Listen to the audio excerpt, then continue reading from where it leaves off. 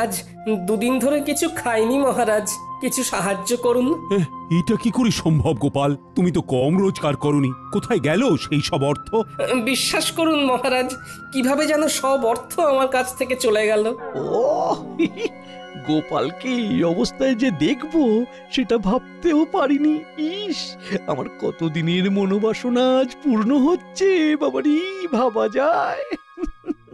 তোমার অর্থ তুমি বাজে খরচ করেছো, আর কি করবে? আমি চাইছি না মহারাজ, কিন্তু তবুও খরচ হয়ে যাচ্ছে। এটা কি সম্ভব গোপাল? তুমি চাইছো না অথচ তোমার জমানো অর্থ তোমার হাত দিয়ে খরচ হয়ে যাচ্ছে। এইরকম নির্ভেজাল গাল গল্প দেয়া কবে থেকে শিখলে গোপাল? ফাড়ামো বাদ দিয়ে এখন থেকে ফাজলামো শিখেছো? বাবা বাবা বাবা! গোপাল কোনো বিপদের মধ্যে পড়েছে, নইলে গোপাল তো মিতব্যয়ী, কোনো বাজে খরচ করে না। মহারাজ, আমি আপনাকে গোপালের পেছনে আর কোনো অর্থ ব্যয় করতে করজোরে নিষেধ করছি। আমারও তাই মত মহারাজ, দয়া করে আপনি আর একটি মোহরও দেবেন না। আমারও তাই মত। গোপালকে আর কোনো অর্থ দেওয়া মানে ফসে ঘি ঢালা। কি হে বিজ্ঞানী, তোমার কি মত? আমার একটাই কথা বলার আছে মহারাজ, গোপাল তো মিতব্যয়ী, ও কোনো বাজে খরচ করে না। তাহলে আজ গোপালের এই অবস্থা কেন? গোপালের জীবনে কি এমন ঘটনা ঘটলো যাতে গোপাল এই অবস্থায় নেমে এলো? মতিভ্রম বলে একটা কথা আছে, জানো তো বিজ্ঞানী? দূর করে দিন মহারাজ, দূর করে দিন। যাও গোপাল যাও, তুমি বরং বাড়ি যাও, আবার তোমার পুরনো ব্যবসা নিয়ে হাটে মাঠে বসো। আমি আর তোমাকে কোনো সাহায্য করতে পারবো না। যাও, আর দাঁড়িয়ে থেকো না। তাহলে আপনি আর সাহায্য করবেন না? না গোপাল, আমার সব সভাসদেরাই তোমাকে সাহায্য করার বিরুদ্ধে। আমি তাদের বিরুদ্ধে গিয়ে তোমাকে তো সাহায্য করতে পারবো না। আপদ গেল। দিদি দিদি গো, এইটুকু নাও, কিছুদিন চালাও, এর মধ্যে দেখবে গোপাল দাদা ঠিক দাঁড়িয়ে যাবে। এই মোহর কটা রাখো, কাজে দেবে। কোথা থেকে কি হলো? কিচ্ছু বুঝতে পারছি না পুটির মা। একটা মানুষ রাতারাতি এইরকম ভাবে বদলে যায়। দিদা, আমি বলছি দেখো, গোপাল দাদু আবার ঠিক আগের মতো হয়ে যাবে। গোপাল দাদুকে দেখে আমাদের খুব কষ্ট হচ্ছে দিদা। সেই দিন দেখি ঢিল মেরে গাছ থেকে আম পেড়ে খাচ্ছে, আমাদের দিকে চোখ করতেই বলে খুব খিদে পেয়েছে তাই খাচ্ছি। ইস, এই দিনটাও দেখতে হচ্ছে আমায়। দিদি, গোপাল দাদা এখন কোথায়? রাজসভায় গেছে, দেখা যাক মহারাজ কিছু সাহায্য করতে পারেন কিনা।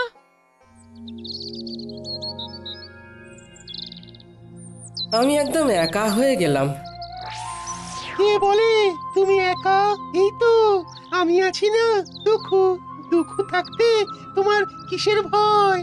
তাই তো, তুমি থাকতে আমার আর ভয় কি? নাও, আর কোথায় টেনে নামাবে নামাও।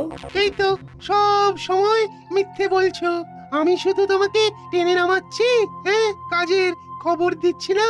ওই তো কাজের খবর আসছে, ওই বটা আর ঘটা তোমাকে কাজ দেবে। কি গোপাল, তুই আমার নাম ধরে ডাকছিস? নাম ধরে ডাকছে বলে কি এমন মহাভারত অশুদ্ধ হচ্ছে শুনি? শোনো, সেই দিন গেছে। হ্যাঁ, আর তুমি এখন একটা সাধারণ লোক। তোমার সম্মান প্রতিপত্তি সব চলে গেছে, দয়ায় বেঁচে আছো। একটা কাজ করবে, আমাদের বাড়ির চারপাশটায় কাল ভালো করে জঙ্গল সাফ করে দিলে দুটো মোহর পাবে। বলো করবে কিনা বলো? বলে দাও করবে। করব। তাহলে কাল সকালে ভোর ভোর চলে এসো, খাবার নিয়ে আসবে। খোরাকি দিতে পারবো না। কি গোপাল, ঠিক আছে তো? এই কাজটা ভালো করে করলে তোমাকে আবার একটা কাজ দেব, ঠিক আছে? আরে সেলাম করো, সেলাম করো। বলো ঠিক আছে প্রভু, বলো ঠিক আছে প্রভু। যাও গোপাল, ঘরে যাও। কাজ কিন্তু একদম ঝকঝকে করে করতে হবে, ময়লা থাকলে কোনো মোহর পাবে না। বুঝেছো? বুঝেছি।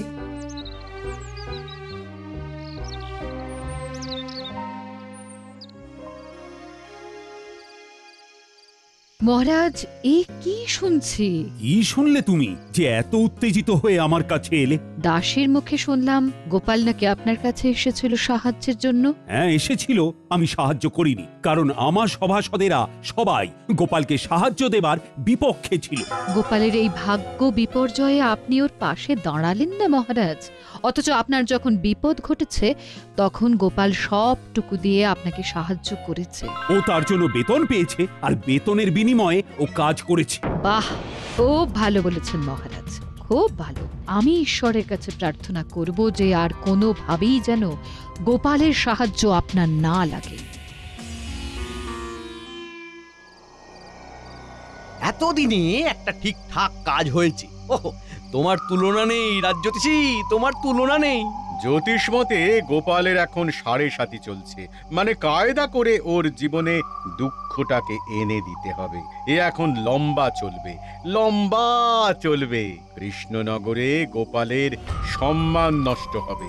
কতজন কত চেষ্টা করেছে, কিন্তু তুমি যা করেছো তা আমি কোনোদিনও ভুলবো না। এবার আপনি আমাকে দেখবেন, আমি আপনাকে দেখেছি। গোপালকে চিরকালের মতো সরিয়ে দিয়েছি। এবার মহারাজ একা হয়ে গেছে, তখন গোপাল ছিল, এখন গোপাল নেই। এখন দুহাতে লুটে পুটে খাবো, কেউ বলার নেই। চলো বাজারে যাই, মোহর দ্বিগুণ করে আসি। বাজারে এত রাতে? আরে রাতের বাজারই তো আসল বাজার। চলো একটা মোহর নিয়ে চলো। বাজারে আবার এসব হয় নাকি?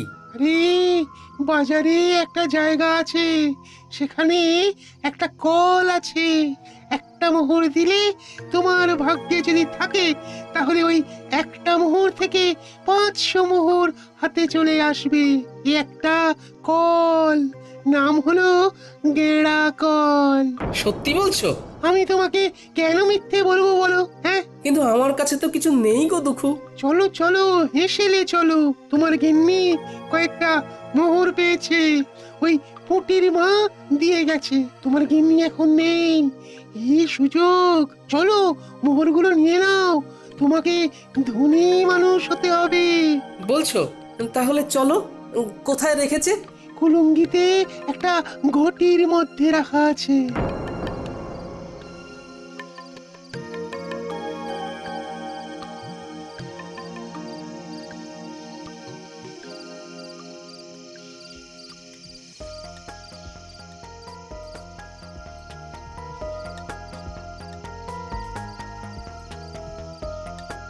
রান্নাঘরে মিনুর বাবাকে যেন যেতে দেখলাম।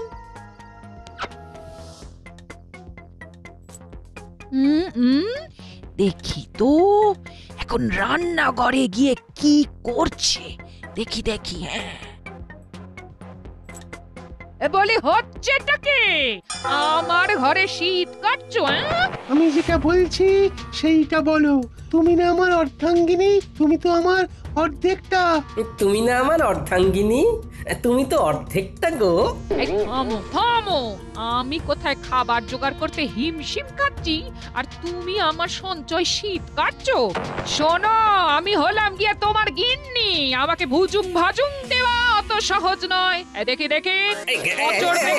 গিন্নি, এইভাবে কেউ পরনের কাপড় নিয়ে টানাটানি করে? আমি তো বিকচ্ছ হয়ে যাব, আমার কাছা খুলে যাবে গিন্নি। আমার চোখকে ফাঁকি দেওয়া? ওরে বাবা, কি দজ্জাল গিন্নি গো তোমার! হ্যাঁ, ট্যাঙ্ক থেকে ঠিক বার করে নিল।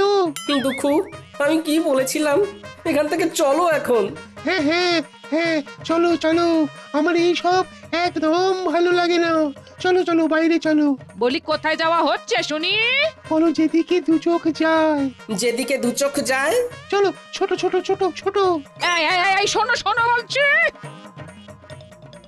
যা, এই চলে গেল। এ আমার কি সর্বনাশ হলো! কি হলো গোপাল বউ? গোপাল এরকম ঊর্ধ্বশ্বাসে ছুটে কোথায় গেল? আমার কপাল পুড়েছে, কি যে হলো বুঝতে পারছি না। ভালো মানুষটা যে এরকম কিভাবে বিগড়ে যাবে সেটা ভাবতে পারিনি। দেখো গোপাল বউ, দুঃখ করো না, আমরা সবাই আছি সাথে। জড়িয়ে আছি হাতে হাতে। গোপাল আবার তুলবে মাথা, যেন বৃথা হবে না আমার কথা। এই নাও গোপাল বউ, এই মুহূর্তে গোপালের কোনো কাজ নেই, তোমাদের চলবে কি করে? আমি আর বিজ্ঞানী মিলে দিলাম কিছু অর্থ, আমাদের প্রার্থনা হবে না কো ব্যর্থ। ও দুঃখু, আছো তো? আছি মানে একেবারে লেপ্টে আছি। তোমার ঘর থেকে এ জন্মে আর নামবো না। ওই যে মোহর দ্বিগুণ হওয়ার কলটার কথা বলেছিলে, সেখানে কি করে যাব?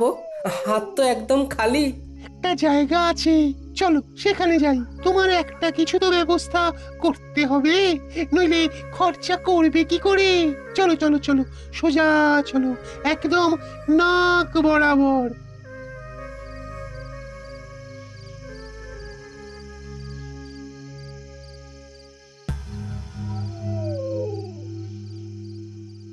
কি হলো?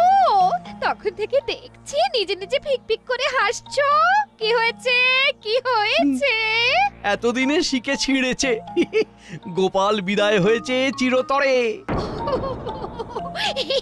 এই গোপাল চিরতরে বিদায়? কি করে কি করে? কালো জাদু জানো? জাদু? জাদু আবার সাদা কালো হয় নাকি? কথাটা আবার পাঁচকান করো না। একটা পাতি লেবুর মধ্যে মন্ত্র পড়ে দুঃখকে জাদুর সাহায্যে ঢুকিয়ে রেখেছিল আমাদের রাজ্যতীষী। তারপর তারপর তারপর সেই দিন রাতে আমি আর রাজ্যতীষী ওই লেবুটাকে নিয়ে গেলাম বটা ঘটার কাছে। ঘটার বটা, এই লেবুটা গোপালের বাড়ির দোরগোড়ায় রেখে দাও। গোপালের পায়ের চাপে যেই লেবুটা ফাটবে, অমনি ওই লেবু থেকে দুঃখ গিয়ে গোপালের ঘাড়ে চাপবে। ব্যাস, গোপাল দুঃখের কোপে পড়ে সবকিছু হারাবে। 1 মাসের মধ্যে গোপাল একেবারে পথের ভিখারি হয়ে যাবে। এসব সত্যি ঘটবে তো, না আগের মতো সব ভুলভাল হবে? আমার কালো জাদুবিদ্যাকে অবিশ্বাস করো না, কাজটা করেই দেখো না, মজা পাবে। রাজকর্মচারী যদি হতে চাস তাহলে আমরা যেভাবে বলছি সেইভাবে কাজ কর। ঠিক আছে, দিন। এবার চলো, আজ রাতের মধ্যেই এটা করতে হবে। খুব ভালো সময়, আজকের পরে আবার 6 মাস পরে এই তিথি আসবে, সুতরাং বুঝতেই পারছো। পারছি। তাহলে এক্ষুনি চল, আমাদের চোখের সামনেই ঘটনাটা ঘটুক। চলুন তাহলে। তারপর তারপর হ্যাঁ, তারপর সেই অমাবস্যার রাতে আমরা 4 জন গোপালের বাড়ির কাছে এসে দাঁড়ালাম। ঠিক এই জায়গাটাতেই লেবুটা রাখো। হ্যাঁ, এখানে এখানে। সেটা না হয় রাখলাম। গোপাল দাদা না এলে তো হবে না। আরে আমরা এসেছি কি করতে? ওকে দেখে বাইরে বার করব, তোমরা দেখে যাও খালি খেলাটা। তোরা তোদের কাজটা কর, নে নে রেখে আয়। রেখে এসে লুকিয়ে পড়ো। মন্ত্রীমশাই আপনিও লুকিয়ে পড়ুন। আর হ্যাঁ বটা, লম্ফটা আমার হাতে দিয়ে যাও। এইখানে লেবুটা রাখলাম। গোপাল, ও গোপাল, একটু বাইরে এসো না। কে? আরে আমি রাজ্যতীষী। তোমার সাথে একটা খুব জরুরি প্রয়োজন আছে, একবার বাইরে এসো না গোপাল। ও বাবা, এত রাতে রাজ্যতীষী? আসছি।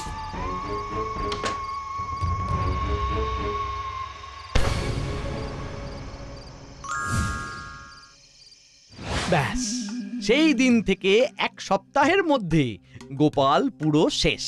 আর গোপালের শেষ মানে আমার শুরু।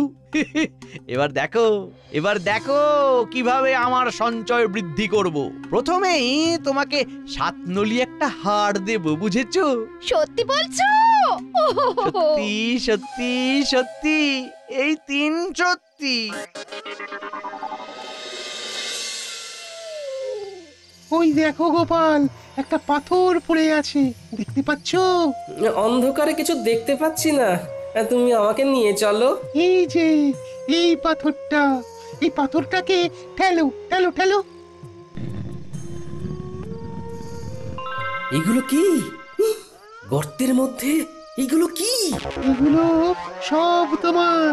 নতুন করে খরচা করতে শুরু করো। বস্তাটাকে তুলে নাও, নাও তুলে নাও। হ্যাঁ, তারপর রাতের বাজারে চলো। ওই গেঁড়া কলে মোহর দেবে, আর মোহর দ্বিগুণ হয়ে যাবে। সুযোগ এসেছে দুকুকে ঘাট থেকে নামানো। একটা সোনার মোহর গর্তে ফেলে দিই। কি গো গোপাল, হলো? এই রে দুঃখু ভাই, বস্তা থেকে একটা সোনার মোহর গর্তের মধ্যে পড়ে গেল। দুঃখু ভাই, গর্তের মধ্য থেকে সোনার মোহরটা তুলে দেবে? এ বাবা, ভালো করে ধরতেও পারো না। দাঁড়াও দাঁড়াও, দেখছি।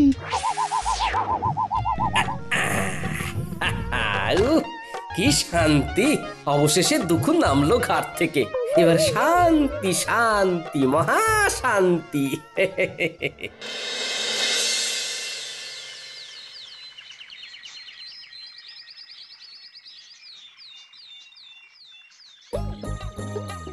এই ঘটা, ওই দেখ গোপাল দাদা নাতি নাতনিদের নিয়ে বাজার করতে এসেছে। ওর তো আমাদের বাড়ির জঞ্জাল পরিষ্কার করার কথা ছিল। তাই তো, চল দেখি। কিরে পুঁটি, ন্যাপলা, গুলটে, আমার বানর সেনা, বল এই ইলিশ মাছটা নিয়ে নি। হ্যাঁ হ্যাঁ, নিয়ে নাও গোপাল দাদু। আজ শুধু ইলিশ দিয়েই ভাত খাবো। ইলিশের নানা পদ, ভাপা ইলিশ, সর্ষে ইলিশ, ইলিশের পাতুরি।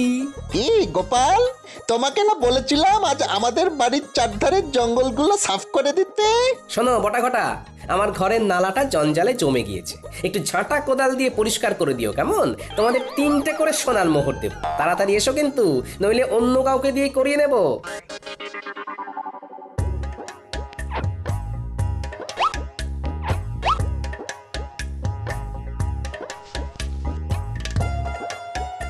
চল রে মানুষ না, আরো কত কি কেনার আছে। চল চল চল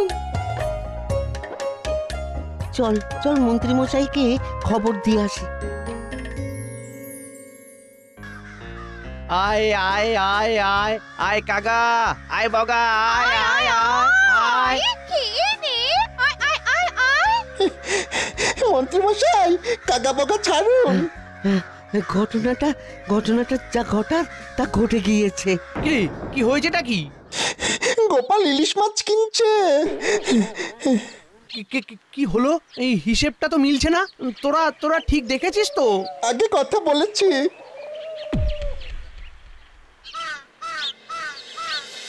এই তো, আবার তোমাকে নিজের জায়গায় দেখতে পেয়ে খুব ভালো লাগছে। তা কি হয়েছিল গোপাল? বুদ্ধিতে এর কোনো ব্যাখ্যা নেই বিজ্ঞানী। একদিন রাতে রাজ্যোতিষীর গলার আওয়াজ শুনে ঘুম থেকে উঠে বাইরে বেরোতেই পায়ের নিচে একটা লেবু পড়ে গেল, আর সাথে সাথে আমার ঘাড়ে একটা ভারী কি যেন একটা এসে বসে পড়লো। তারপর আর কিচ্ছু জানি না, বুঝলে? এখন কেমন লাগছে ঘর? হালকা ফাঁকা, নাইকো ভার।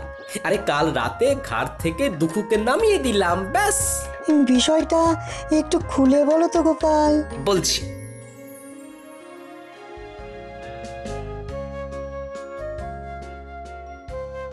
শুনেছেন মহারাজ, গোপাল আবার নিজের জায়গায় ফিরেছে। আমি গোপালের বাড়ি যাচ্ছি, আপনিও আসুন। দাঁড়াও দাঁড়াও দাঁড়াও, সকাল থেকে আমিও শুনছি। ব্যাপারটা কি জানতে হবে। চলো চলো, তোমার সাথে আমিও যাব। গোপালের কেনই বা ভাগ্য বিপর্যয় হলো, আর কি করেই বা সেখান থেকে সে বেরিয়ে এলো, এটা জানাটা খুব দরকার। চলুন।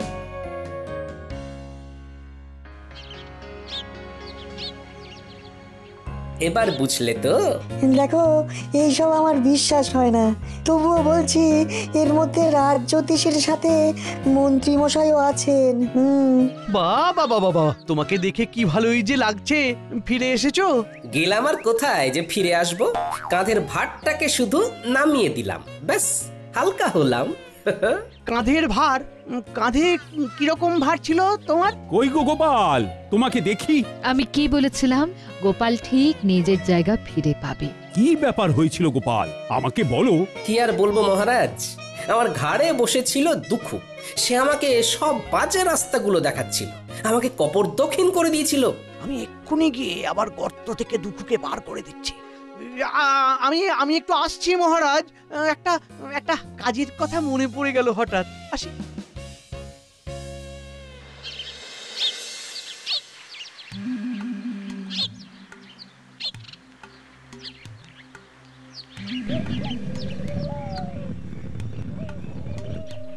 তুমি কে গো? আমি এই রাজ্যের মন্ত্রী দুঃখু, আমার ভাই। যাও যাও, আবার গিয়ে গোপালের ঘাড়ে চাপো, ওকে আবার সর্বশ্রান্ত করে দাও। তুমি ওকে এত উপকার করলে, ও তোমার ক্ষতি করলো দুঃখু। না, গোপালের কাছে আর যাব না, ও বড় ভয়ঙ্কর। তার চেয়ে তুমি বরং খুব ভালো। তুমি আমাকে মুক্ত করেছো, যে মুক্তি দেয় তাকে কি ছেড়ে যেতে হয়? হ্যাঁ, আজ থেকে আমি তোমার কাছে থাকবো। হ্যাঁ। বলো কি? না না না না